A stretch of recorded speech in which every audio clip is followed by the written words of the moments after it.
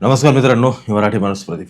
जरा विषय ऐका व्यवस्थित, चांगला आहे, फार महत्वाचा आहे, ऐकलं पण पाहिजे की आपण कशा पद्धतीने संपत चाललोय मराठी माणूस म्हणून. आपण महाराष्ट्रामध्ये आपल्याच मातीमध्ये आपल्याच ठिकाणी आपल्याला कसं ओढलं जातंय, बाहेर काढलं जातंय, या सगळ्या गोष्टींचा जरा एक व्यवस्थित विचार तुम्हाला करायला लागेल. त्याचं कारण म्हणजे येणाऱ्या पुढच्या शहरांच्या घोषणा म्हणजे नक्की काय. एक गोष्ट लक्षात घ्या, मुंबई शहर आपल्या पूर्वजांनी बऱ्यापैकी आमच्या सगळ्यांनी पाहिलंय की छोटेखानी शहर असायचं खाली. बाबा आता ही उपनगर आणि सगळ्या गोष्टी काही जोडल्या गेलेल्या नव्हत्या, पण हळूहळू जोडत गेल्या, बाहेर निघत गेल्या. नंतर नवी मुंबई म्हणजे शहराच्या पलीकडच्या बाजूला खाडीच्या एक शहर उभं केलं, जिथं पहिली ग्रामीण सगळा पट्टा होता, भाग होता. त्या सगळ्या गावाच्या आजूबाजूंना नवी मुंबई हे शहर उभं केलं. त्यानंतर त्याच मुंबईच्या ते वेस्टर्न लाईन किंवा तो सगळा कोस्टल भाग धरून अगदी विरारपर्यंत सध्या तरी तुमची लोकल ट्रेन जाऊ लागली. त्याच्यामुळे तिच्या आजूबाजूला त्या लाईनचं सगळं शहरीकरण होऊ लागलं. त्याच तुमच्या छत्रपती शिवाजी महाराज टर्मिनस पासून अगदी खोपोली तिकडं कसारापर्यंत रेल्वे लाईन्स नेण्यात आल्या. त्याच्यामुळे त्याच्या आजूबाजूला सगळी शहर उभी राहिली.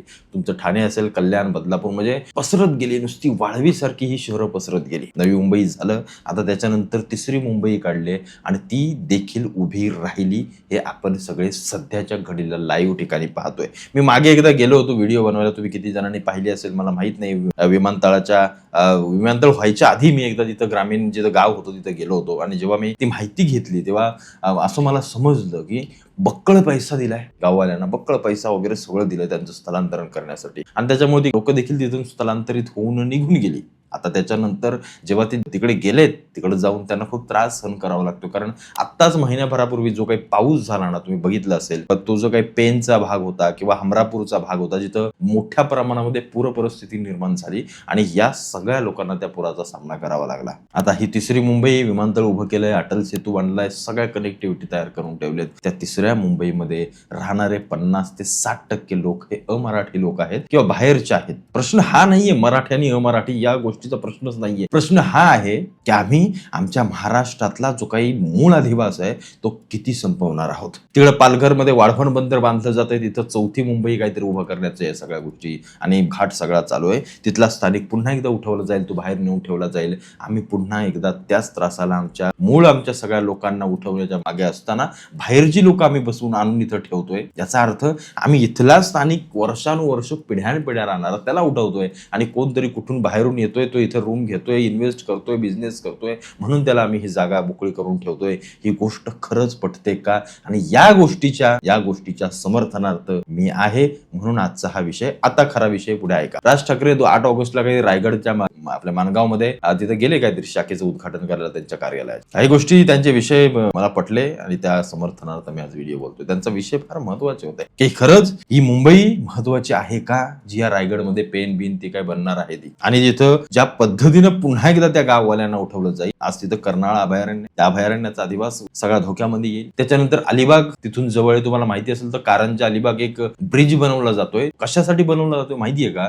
तर अलिबाग अत्यंत हाकेच्या अंतरावरती व्हावं, तिथं देखील इन्व्हेस्टमेंट घुसावे, तिथं देखील सगळा हे बाहेरचे येऊन घुसून तुमच्या जमिनी विकून टाकाव्यात त्यांनी, आणि मग तिथं जाऊन ते राहावेत. आणि मग तुम्ही फक्त तुमचं मूळचं घर, तुमचं गावाची बाउंड्री, बस एवढंच. म्हणजे जसं नवी मुंबईमध्ये चालू आहे आता सध्या की गाववाल्यांची आपली बाउंड्री आहेत, 4-4, 5-5 मजले भाडे घेत आहेत, खुश आहेत, त्यांना वाटतं खूप पैसा आला आपल्याकडे. त्यांनी जे अस्तित्व त्यांचं संपवलं ना, ते त्यांना आज समजतच नाहीये. ते कधी समजेल? पुढच्या अजून 2-3 पिढ्यांनंतर, जेव्हा त्या पिढ्या शिव्या घालत असतील की हे भाडेकरू, भाड्याचा धंदा आम्हाला ठेवून गेलेत, हे जेव्हा त्यांच्या मनाला वाटेल तेव्हा त्यांना कळेल की आपण सगळ्यात मोठी आणि केवढी चूक केली. आज जो मराठी माणूस गावाखेड्या सारख्या डोंगर दऱ्यांमध्ये देखील बसलेला आहे, त्यांचं देखील स्थलांतरण नको तिथं केलं जातंय, जिथं करायचं तिथं केलं जात नाही. जिथं दरी पडतायत, डोंगर ढासळतायत, तिथल्या लोकांना स्थलांतरित केले जात नाही, तिथं आजही दुर्लक्ष केलं जात आहे. पण जिथं सरकारचा कुठला तरी प्रोजेक्ट येणार आहे, जिथं काहीतरी त्यांना बनवायचंय, कोणाला तरी डोंगर फोडायला द्यायचंय, तिथल्या गावांना लगेच स्थलांतरित करून कुठेतरी नेऊन फेकलं जातंय. ही सगळ्यात मोठी वस्तुस्थिती आहे.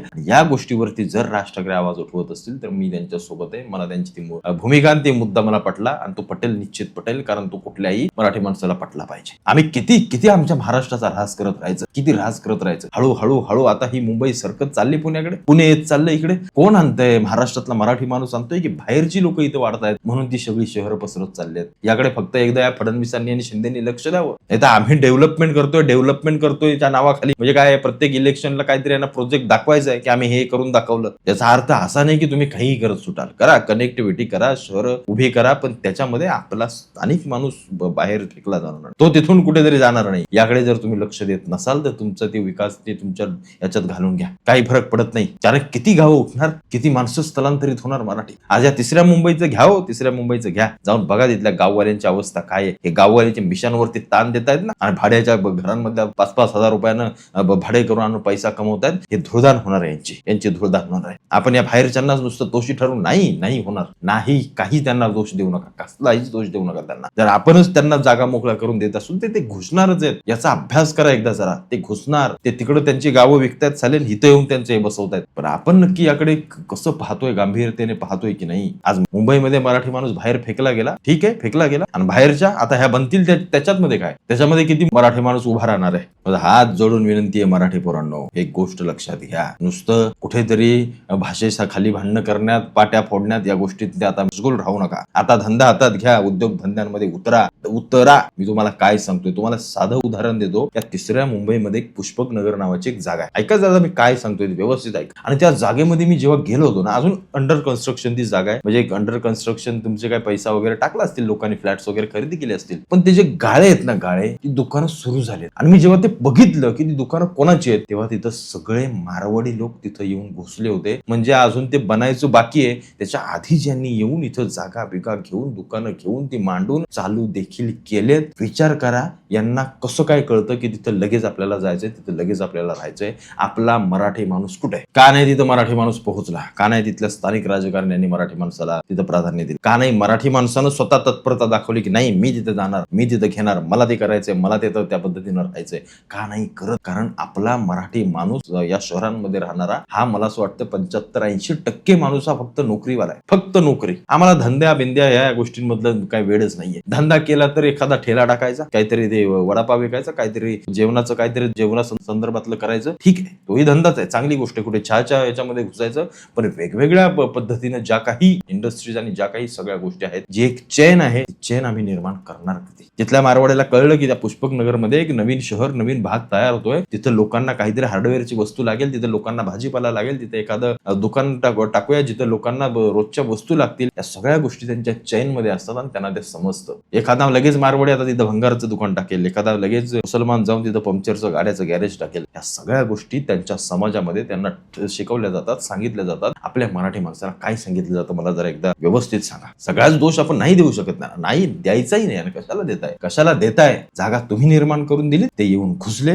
त्याला आपण आता काहीच करू शकत नाही, कायदेशीरित्या काहीच करू शकत नाही. तुम्ही जा, काहीच करू शकत नाही तुम्ही. मग तुम्ही का नाही घुसत? ही आजूबाजूची शहरं तुम्ही का नाही हातात घेत? तुम्ही का नाही उद्योगधंद्यांमध्ये उतरत? किती मराठी माणूस, मराठी ग्राहक मराठी माणसांकडे जातो. बरं, मराठी ग्राहक मराठी याच्याकडे गेला तर तो त्यांना कसं ट्रीट करतो हे देखील फार महत्वाचं आहे. माजतात, लगेच माजतात. एवढा माज खरंच कधी नसावा कोणामध्ये. आपल्या उद्योगांमध्ये तो दिसतो. अरे थोडंसं काय आलं की फॉर्च्युनर घेऊन, अगदी चैनी घालून, किती तुम्हाला सांगा, आज मुंबईमध्ये, मुंबई शहरामध्ये किती मारवाडी करोडपतीची मोठे बिझनेस करतायत, छोटे मोठे कोणत्या इंडस्ट्रीमध्ये. त्यांची किती पेज येतो स्वतःची मालक म्हणून, किती फ्लेक्सिंग करतात. ते करतात का? दिसतात तुम्हाला? नाही दिसत नाहीत. पण आपल्याकडे एवढासा चहाचा टपरी टाकली की लगेच तिच्या आईला त्याचा अकाउंट काढून, हे काढून, ऍडव्हर्टायझिंग साठी ठीक आहे, पण त्याच्या नंतरची जी काही माज आणि जे काही उन्माद येत जातो ना, काही लोकांमध्ये, काही विशिष्ट लोकांमध्ये सांगतोय, काही जण अनेक चांगले आहेत. मग या सगळ्या गोष्टी आम्ही बदलणार आहोत की नाही? की आम्ही फक्त जमिनी विकतोय बस, आम्हाला वेळच लागले. चाल काय वेळ लागले माहितीये का? आणि एवढा पैसा आपल्या बापजाद्यांच्या काळामध्ये आपण कधी पाहिलेला नाहीये, तो आपल्याला पाहायचा. आज त्याला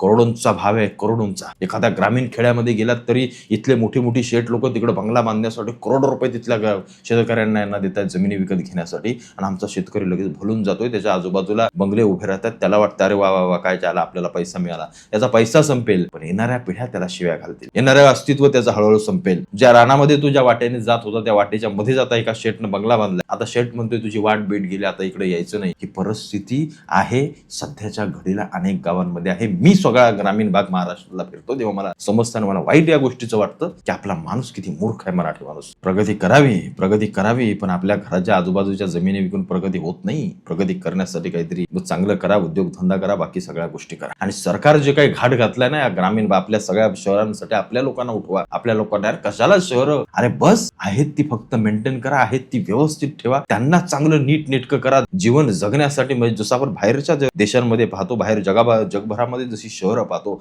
छान अगदी ग्रीनरी ग्रास वगैरे लावून बाहेर गार्डन वगैरे छानपैकी एवढं करा, बस तेवढंच पाहिजे आपल्याला. कशाला ही 4थी मुंबई, 5वी मुंबई, 6वी मुंबई हे होणार. आता पुढच्या वेळेला बघा तुम्ही कुठपर्यंत मुंबई इकडे खाली सरकत अख्खा कोकण गिळला जाईल, अख्खा कोकण वरती इकडे गुजरात पर्यंत सगळं टेकवलं जाईल आणि टेकवायचं आहे या सगळ्या लोकांना. इथं सजग राहा फक्त बाबांनो, इथं सजग राहा. आणि माझं एकच तुम्हाला गोष्ट, एकच सांगणं आहे, या मारामारीच्या कॉन्फ्लिक्टमध्ये पडण्यापेक्षा ऐका व्यवस्थित मी काय सांगतो, कारण तुम्ही जाणून बुजून भरकडताय आणि त्यांना देखील हेच पाहिजे की यांनी चाले एवढंच करत राहिलं पाहिजे. हे करण्यापेक्षा एखादा चांगल्या उद्योगधंद्यांमध्ये उतरा, जागा नवीन तयार होते तिथं घुसा, तिथं तुम्ही जा आणि मराठी माणसानं तुमची कम्युनिटी तयार करा. थोडंसं सहन करा, ग्राहकाला तर त्याला आदमीनं आदराने सगळ्या गोष्टी द्या. तुम्ही प्रत्येकाशी एक व्यवहार चांगला ठेवा आणि मराठी म्हणून पुढे जा. एवढंच फक्त तुम्हाला सांगतो. बाकी आता विषय बराच बोलण्यासारखा आहे, पण सगळंच काही बोलत बसलो तर 2-3 तास जातील मला असं वाटतंय. त्याच्यामुळे काय राहिलं असेल तर तुम्ही आवर्जून कमेंटमध्ये सांगा. आणि एक मराठी म्हणून मला वैयक्तिक असं वाटतं की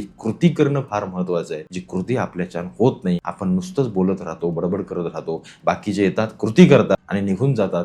या सगळ्या मुळावरती किंवा या फॉर्म्युलाने आपल्याला चालावं लागेल, तरच मराठी माणूस पुढे जाईल. आणि खरोखर जमिनी विकू नका. येणाऱ्या काळामध्ये जमिनींना फार महत्व असणार आहे.